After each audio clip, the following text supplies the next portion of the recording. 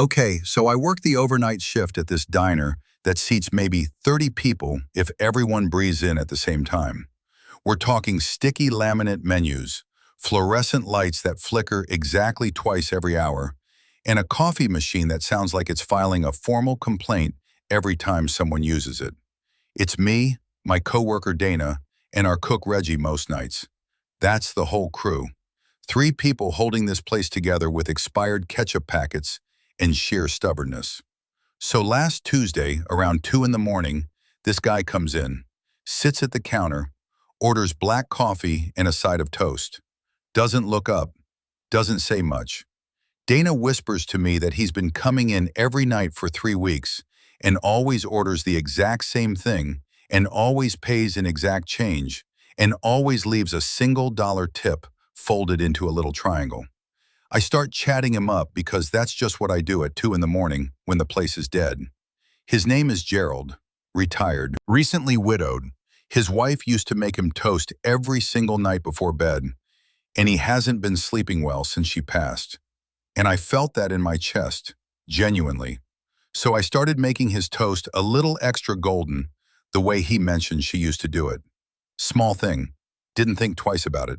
Here's where it gets complicated.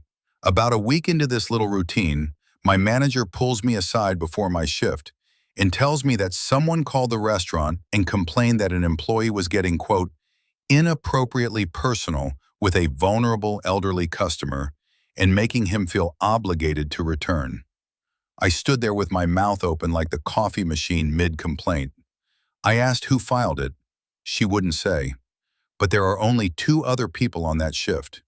Reggie barely speaks. So, I went home that night genuinely questioning everything.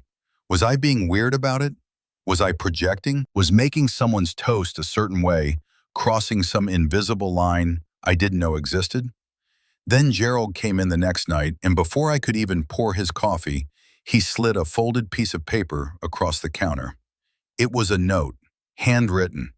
It said that coming in had been the only thing getting him out of bed, and that whoever had been making his toast had no idea what it meant to him, and he just wanted someone to know. I read it twice standing right there, and had to go pretend I was checking something in the back so I didn't cry in front of him. But here's the part I'm still sitting with. After my shift, I found out through Dana, who found out through Reggie, that the complaint had actually come from a regular customer who overheard me talking to Gerald one night and thought I was being manipulative to secure a better tip. A customer, not even an employee, just someone who decided they understood a situation they walked into for 45 minutes while eating a patty melt. My manager still wrote me up, said she had to document it regardless of the source, said it was policy. So now I'm sitting here trying to figure out how I feel about all of it. Because on one hand, Gerald is doing better. He told me last night he slept 4 hours straight, which is apparently a record for him lately. On the other hand, I got written up for making an old man's toast the way his dead wife used to make it, because a stranger with a patty melt decided my intentions were suspicious.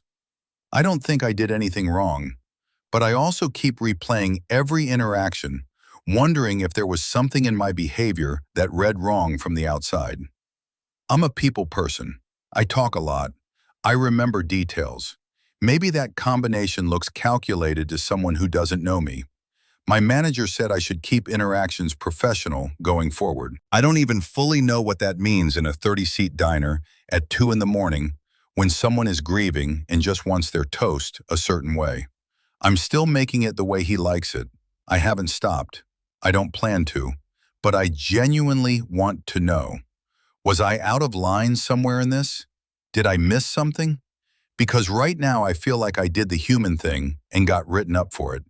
And I can't tell if that makes me naive or just someone who works in a diner and actually gives a damn. So, am I the asshole?